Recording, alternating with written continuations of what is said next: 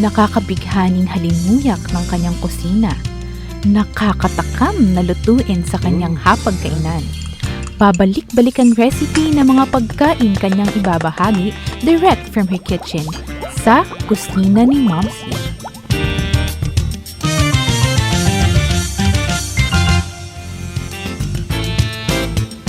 Welcome sa kusina ni Momsy at ako si Momsy Shelo Ibasco.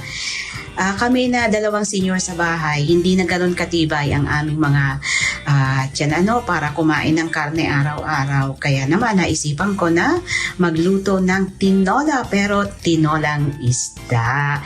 Kaya meron po akong 2 pirasong talakitok na isda, malinis na to, hinugasan at pinatuluan. Merong 2 bulb ng tanglad, pinitpit yung bulb nito at tinali. Isang thumb size na luya, binalatan at pinitpit, isang kamatis, pinag-apat, at isang sibuyas, pinag-apat. At syempre po, dahon ng malunggay. Ilagay lamang yung ating mga sangkap, yung spices natin, tanglad, luya, sibuyas at kamatis sa isang malalim na kaserola at lagyan po ito ng water at saka pakukuluin. Ayan, kumukulo na yung ating sabaw at ilagay na yung talakito. Ayan. And then, magtimpla na po ng patis. Pero, paalala lang sa patis, kapag may issue si senior ng uric acid, huwag po tayong gagamit ng patis kasi ang ginagamit na mga isda sa paggawa ng patis ay yung mga bawal na isda sa uric acid. Pero kung wala naman, okay, maglalagay po muna ako ng about 1.5 teaspoon na patis at adjust na lang ng timpla. So tatakpan ko ito para hintayin maluto siya. Ang isda po ay naluluto mga 5 minutes. Ayan. Ngayon ay ilalagay ko na po yung dahon ng malunggay. Mainam sa mga seniors, yung araw-araw ay merong malunggay sa mga kinakain.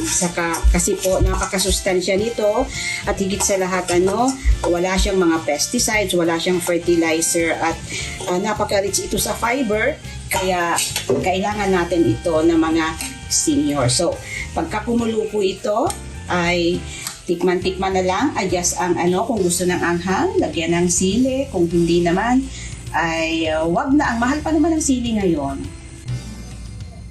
Heto na, yung ating tinola. Alam niyo po ba na yung malunggay ay isang powerful antioxidant?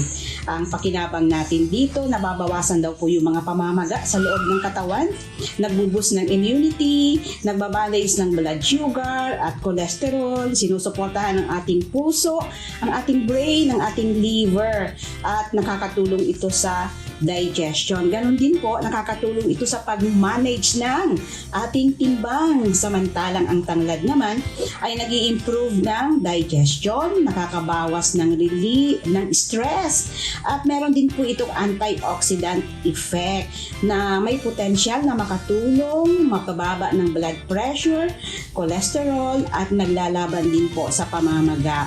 At samantalang ang ginger naman o ang luya ay nakakabawas po ng pagkahilo, pamamaga, at pananakit ng katawan. Ganun din po, nakakatulong ito sa ating mga panunaw, nagbuboost ng immunity, at meron pong potensyal na makatulong magpababa ng blood sugar at cholesterol.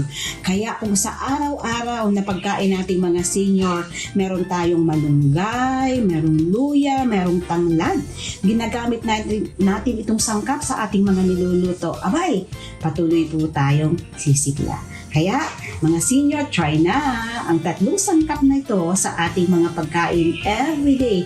Ako po si Momsy Shelo Ibasco na nakasama ninyo mula dito sa kusina ni Momsy.